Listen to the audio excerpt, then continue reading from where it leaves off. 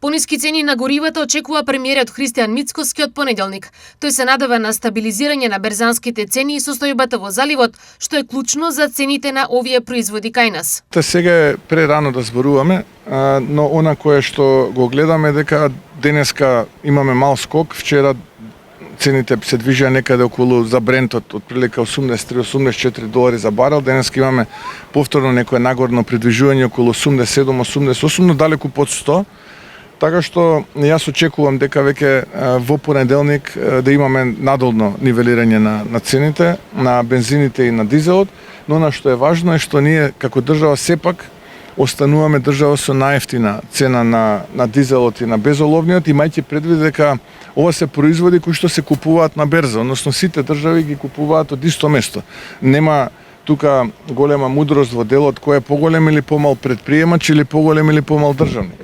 Само што ние како влада одлучуваме да се откажеме голем дел од она кое што некои други држави не го направија, тоа е големите акцизи и така натаму и така натаму. Во минатото знаете дека ние се откажавме од данокот на додадена вредност. Со цените на горивата засегнати се и цените на прехранбените и други артикли. Јас правев една анализа лично и ги споредував јуни месец 2026 со јуни месец 2022. Отприлика тоа се две слични години. Зошто? Затоа што тогаш почна војната во Украина, а сега е војната во Иран или во заливот. Иако според сите светски познавачи велат дека оваа војна има далеку по девастирачки последици за светската економија, поготово како енергетска криза повеќе. Ако тогаш сме имале 14,7% инфлација, сега е 3,4%.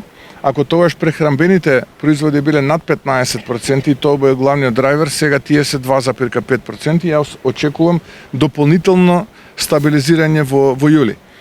Анализирав 12 држави од регионот, тогаш сме биле на 8-то место од 12 според висината на инфлација, сега сме на 3-то.